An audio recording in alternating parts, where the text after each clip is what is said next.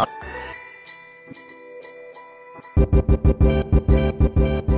Hey, what's up? It's your girl Sequoia, Silicon Valley tech editor for Black Enterprise, and we are live at Tech Connect with my homeboy Jason Mayden. What's going on? Founder and CEO of Superheroic. Yes, How you doing, Jason? I am well.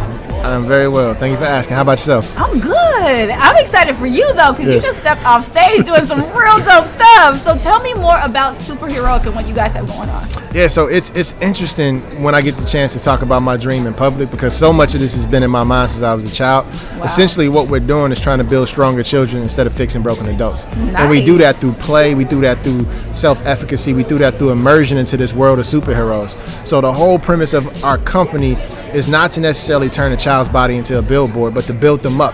When they put our product on, they're transforming into their most optimal versions of themselves. They're going out, they're becoming a hero. So it's soft goods, software, hardware. It's a whole ecosystem of products that are radically going to change the way our children play. Wow. And what inspired this? A lot of it started when I was a kid. And I was sick in a hospital at the age of 7. Okay. And I couldn't physically do a lot of things other children did. And so I had this desire to want to play, but play in a way that was good for me, because I couldn't compete in competitive sports, obviously. So I would just use the built environment and my imagination with my dad to go out and turn every single place we were on the South Side into the world's largest superhero training facility. Right. And then when my son had gotten sick, when I was a senior executive at Nike at the time, I realized I had these gifts and talents that I was using to build up professional athletes that could be beneficial to children. So play is a form of prevention. Right. And so once I saw it impact my child and how he felt about himself, I was like, this is what I'm destined to do. I have to do this, not only for him, but for everybody's child. Because there's a time, right now that we're facing where children don't have any hope. They don't have anything to aspire towards. And so rather than say, hey, the best expression of yourself is an athlete or an entertainer, sometimes it's just being yourself is the best expression of yourself. So that's the beautiful part about the archetype of a superhero. So that's what's driving me, is to empower children. Okay, you skirted past something. Yeah. You said when I was a senior executive at Nike. Let's dive into that a little bit. Let's unpack that. Yeah, so I'll have my Michael Phelps moment. Let me jump in. But, I started at Nike at the age of 19. I was an intern at that time. I had went to undergrad at CCS in Detroit, which is an art and design college in the heart of Detroit. So it's not like the outskirts. This is the city. I was there when downtown was vacant. Wow. When buildings were covered with, with facades that had fake people, and there were deer running through downtown. It was like I Am Legend. That's exactly where I went. Yeah, it was fascinating to see so much culture and history in this place that was like a walled garden. That's what CCS was. Okay. I had always wanted to design for my superhero, who was Michael Jordan. I was also a huge fan, still am a huge fan of Batman, so I wanted to be like Lucius Fox. He was CEO of Wayne Enterprises. He was a brother. He was an inventor, a designer, a financier. And I felt like I won't be able to jump from the free throw line, but if I can create the gear and gadgets that people like Michael use, then I can become Lucius Fox. Right. And so I chased that dream. Was fortunate and blessed enough to receive the internship with Michael. So I was the first design intern for Jordan Brand, but also Nike's first African-American design intern out of art school.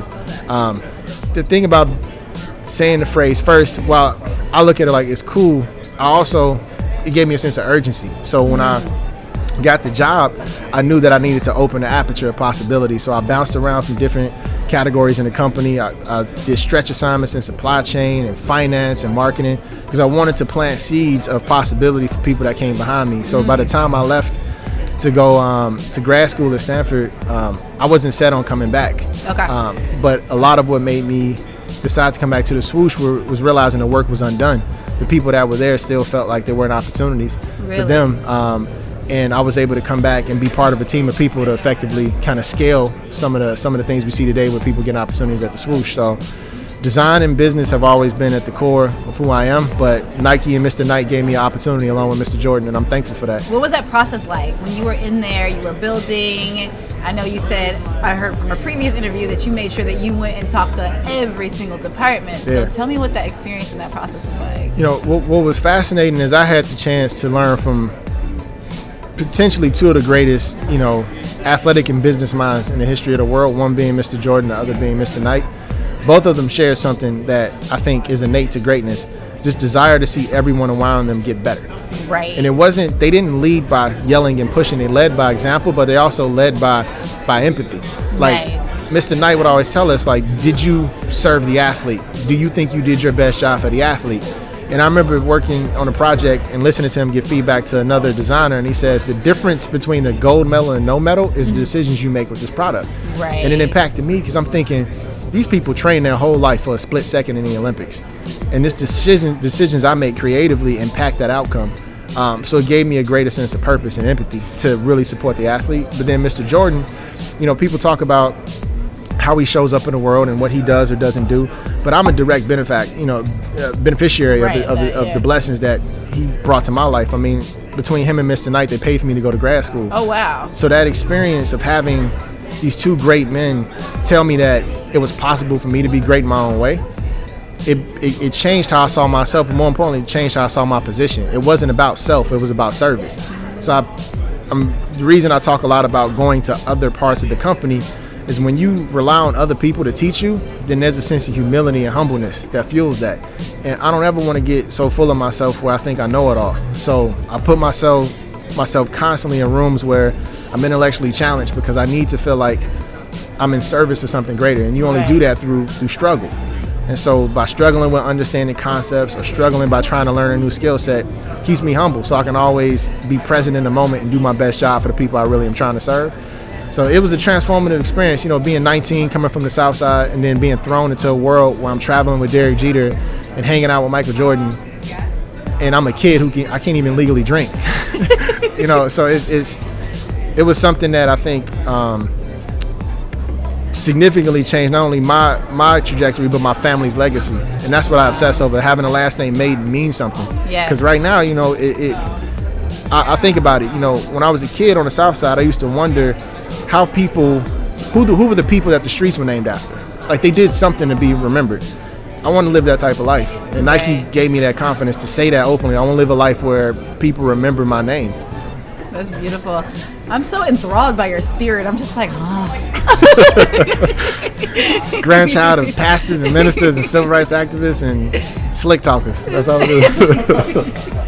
But let's talk a little bit about your brand with Superheroic. And you recently raised a $7 million round. Mm-hmm. You just closed out that round. And it seemed like, because all of a sudden all this press was on you, it seemed like it came out of nowhere. But talk about like the build to that, coming from like the beginning of actually conceptualizing to getting to that point. Yeah, it took 5 years. Wow. 5 years to get to the point of publicly going to raise capital. So the first thing I did when I got here is I realized that what I did in my previous career would only get me so far. It may open a couple doors for interesting conversations, for people to ask me stories about athletes and celebrities, but not enough to impress them to give me an investment. So once again, as I mentioned, I humble myself, and my strategy is always to eliminate the way people can tell you no. Okay. So my resume and my portfolio didn't directly reflect my ability to understand technology and business. So I jumped into a startup because that's one of the things people talk about is, do you have previous startup experience? Right. So I immediately checked that box. Like, yes, I did. And that startup, went through some tumultuous times. I learned a lot about change management in a startup, raising capital, building teams, sunsetting a product, reduction in workforce, like all the stuff you deal with that most founders don't have to think about if they never experienced it. So that also taught me how to build products using limited resources on the hardware side. Right. Because I knew eventually I want to, work on hardware stuff. Then I jumped into another startup and, stepped down from an advisor role where I became a co-founder. This was more on the software side. Okay. Because I realized, hardware needs software, in order to function, and firmware in between. So what I did was I wanted to learn, how do you raise capital for a software company? Because now I'm not an employee, I'm a co-founder. Right. So I get a different purview of how this happens. And I saw the ups and downs of the CEO, the challenges he faced, the questions he was asked. And I also had the good fortune of being a designer in residence at a venture capital firm. So I was able to look at both sides of the table. You that resume in. 100%. That's 100%. great. Because it's all about, you have to be honest with your weaknesses. Yeah. Because if you don't point them out and address them, then someone else will. So it took 5 years for me to build the confidence and to feel like I was ready for Superheroic, and more importantly, the market. So by the time I was able to put together the pitch deck and pour in my own life savings, I was living off credit cards. Wow. I was pretending like I had employees by setting up multiple email addresses, and it was all me. But you got to believe in yourself before somebody else will. So I took 5 years to build up that silo of belief in myself. Let's talk about the hustle, because that's something that you know very, very well. Mm-hmm. And I think it's something that innately a lot of us who come from adversity have these challenges going forward. What were some of those challenges that you experienced, but you were able to apply the hustle mentality and then, obviously proceed? Yeah, it's adversity to me is par for the course when you want to do anything that is truly different or distinct. So I would say the core challenge that I faced was, how do I get in touch with Nike, and let them know what I wanted to do without the traditional internet. Like, the emails were existent when I was a kid, and that was happening, but it wasn't like today. The concept of a search engine and LinkedIn, that wasn't around. So I hand wrote letters. I experienced rejection at a very early age. Age of 10 actually is when they first rejected me. But it just built up this skin, this toughness, where it was like, you know what? The person that wins isn't the person that's the best. It's the person that refuses to quit. And people, and a lot of people, they get discouraged and they're like, oh, I'm not smart enough. But when you're in a fight and you're fighting for your dreams, it's not intelligence, it's intestinal fortitude that drives you. So for me, it was like, I have nothing to lose because I'm willing to lose everything. I'm willing to give up everything to get to where I want to be, meaning even including my life. Like, I was willing to, it wasn't about shoes. It was about showing people from my neighborhood what was possible. So for me, that was my driving factor, where it's like, I can't fail because I failed them. Okay. And so my hustle was fueled by, like I said, a desire to live a life that gives other people opportunities. So when I got the rejection from Nike, I just told myself, this is a delayed yes. This ain't a no. This is a delayed yes. They'll say yes one day. That's so I just kept showing up. And thankfully in my junior year, they gave me an offer. And they were like, hey, have you heard of this group? It's called Jordan. They want their first design intern. And I'm in a movie theater in Detroit. And if you've ever been to a movie theater in Detroit, the one thing you don't do is sit still when someone stands up and screams. So I stood up and screamed. I was so happy. Movie theater cleared out. I'm sure relationships ended because the boyfriend probably left. He was nervous. But I was so elated because I felt like all the struggle, all the people telling me, I wasn't going to make it, which were a lot. I had art teachers tell me people like me will either end up dead or in jail, or, your best outcome is to just join the military. My dad was in the military, so I took offense to that, because I'm like, for a lot of us, that's the way we get our education. Like, why are you saying it as if it's a less than scenario? It put food on our table and provided us with opportunity. So the hustle just comes from this sense of urgency. Like, I get one go around in life. I don't want to waste it being mediocre. I'm not here for a long period. So I want to make sure I extract all the value out of, this vessel that God has put me in while I'm here. Wow. Woo, you got so many tweetables. It's like, yes. Okay. So one of the things I like to do on my podcast is play a game, just to kind of get to know you. So we're going to play Two Truths and a Lie. Two Truths. Yeah. And you're going to tell me none of them. You're just going to tell me what they are. And I'm going to guess which one is the actual lie. Okay. You ready? Yep. Let's go. I am 34 years old. I'm originally from south side of Chicago. I am secretly a fan of Gumball, the cartoon. That's hilarious. I feel like I know you so well, though, so I know which one's the lie. Like, you're not 34. That's a lie. Yep. We gotta find a new game for you. Cause you all up in my Instagram, seeing my birthday cake. I know everything. I'm like, no, social media. I should have said social security number and just threw you off. Okay, do a different one. Make it more challenging. Make it more challenging. I'm like, I know those. What's a good truth, lie? All right, I'll start with. Man, I know this. That could throw you off with a couple of these. Okay. All right, so my first job, my actual real first job, was a janitor. My ethnicity is part Jewish, part black, and Irish, and a bunch of other stuff. And my children are named after very specific things that we find valuable for our life. My son's name is Khalil, and so there's some value there. My daughter's name is Viviana, there's value there. But that's actually not the names we gave them at the beginning. So those are the three things. So I'm going to throw you some riddles. I'm throwing you some Dr. Seuss riddles and stuff. I'm going to go with your first job as a janitor as a lie. Nope.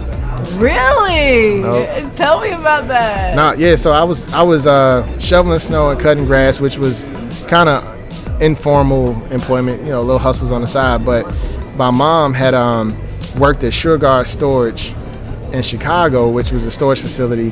And in the summertime, I would go and work with a gentleman named Lou. He was an older black male from the South, lived a very rough life, but was a good man. And he would go around and he would clean people's units and he would clean people's homes and do odd jobs. And so I used to go and do odd jobs with him, and a lot of it was cleaning, cleaning people's houses and bathrooms and garages. And it was one of the best experiences I've had in my life. Why is that? Because I had the opportunity to really understand that struggle, pain, joy, love is a universal shared experience. When you're clearing out the belongings of someone who lost a loved one, an older white Polish male on the South Side, and he's going through photos of his wife that passed away, and you're cleaning his home, looking at him remember the love he lost, you realize that's no different than when I watched my mom lose her mother, or when my dad lost his brother. It's a shared experience. And so being able to be a person that is a servant and you clean up after people, it's a humbling experience. But if your eyes are open and your ears are open and your heart is open, you can really see how universally connected we truly are. So that fuels the way I design. Is I feel like I'm a person that has to observe and listen in order to create on behalf of other people. Right. I learned that through being like a janitor and stuff. So that's deep. That's a customer experience, though, right? The user experience. You actually get to feel what's happening. Yeah. So, which one's the lie? The lie is the last one about kids' names not being the original names. Yeah. So I found out that my mom, she did a genealogical test. Her father is of Jewish descent, which tripped me out. I could see it. Yeah, growing up, I didn't know what I was. I mean, everybody would ask her everything. It comes in handy when I travel globally now, but growing up and not looking like anyone else around us, and then having a mom that doesn't look like other moms, and a dad that looked like other dads. It was an interesting experience. But what's great about that, once again, empathy, because being kind of racially ambiguous, you get a chance to really understand a lot, and it fuels the business we're doing. Because the beautiful thing about me looking different is it didn't matter when I played with other kids. And so that's our whole philosophy. If you can play together, you can live together. So we want to keep that spirit where kids don't see race. They don't see these things until we tell them to see it. But they don't see it during play. All they need is a ball, a space, and some opportunity, and that's it. So we want to keep that essence and that spirit, because we fundamentally believe if we do that well, in one generation, we can wipe out a lot of what we're seeing in the streets today. Beautiful. Well, I am super excited for everything that Superheroic has to come and all the blessings that you have going on. Thank you. Happy to see what Superheroic has in store for us, and thank you so much for being with us, Jason. Thank you for having me. Oh, it's Sequoia with BE The Code, live and direct at Tech Connect.